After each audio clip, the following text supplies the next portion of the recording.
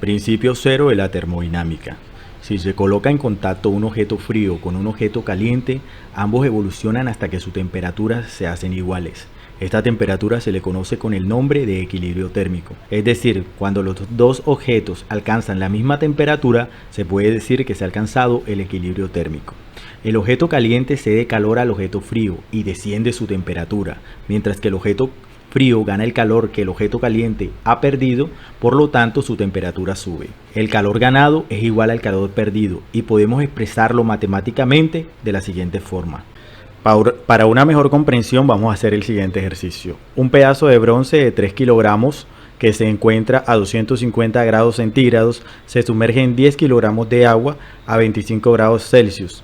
¿A qué temperatura se alcanza el equilibrio térmico? Lo primero que tenemos que hacer es determinar las propiedades de los materiales en cuestión, en este caso del bronce y del agua. Buscamos el calor específico del bronce y el calor específico del agua. El calor específico del agua es 1 caloría sobre grados Celsius y el calor específico del bronce es 0.086 calorías grados Celsius. Ya cuando tenemos los valores,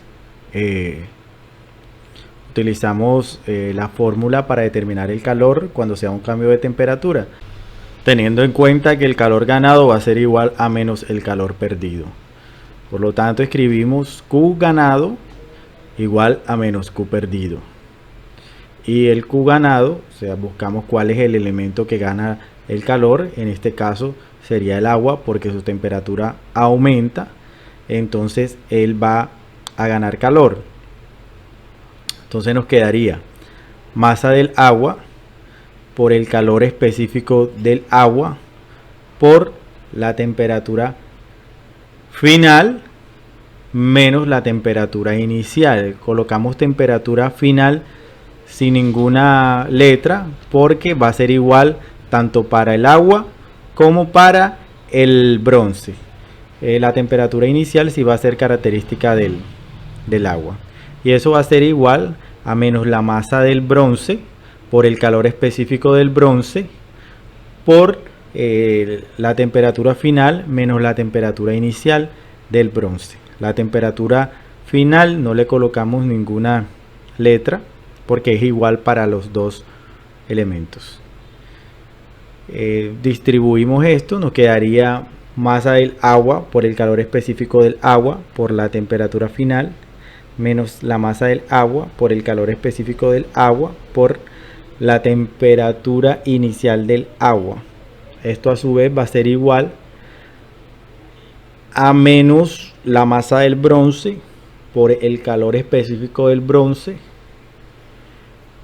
por la temperatura final más la masa del bronce por el calor específico del bronce por la temperatura inicial del bronce. Aquí nos da este término más. Recordemos que menos por menos da más. Ahora voy a pasar todos los términos que tengan la incógnita hacia el lado izquierdo. Me quedaría masa del agua por calor específico del agua por la temperatura final más la masa del bronce por el calor específico del bronce por la temperatura final.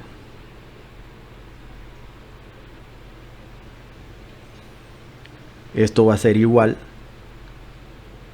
a la masa del bronce por el calor específico del bronce por la temperatura inicial del bronce más la masa del agua por el calor específico del agua por la temperatura inicial del agua.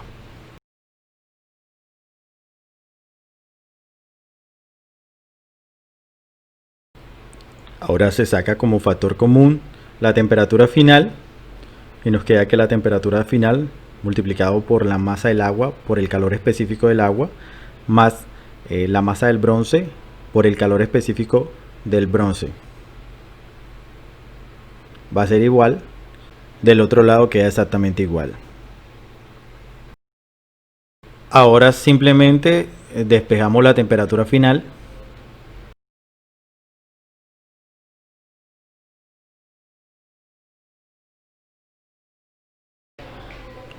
y reemplazamos los valores. La masa del bronce es igual a 3 kilogramos el calor específico del bronce es igual a 0.086 calorías sobre gramos grados Celsius por la temperatura inicial del bronce, que es de 250 grados Celsius.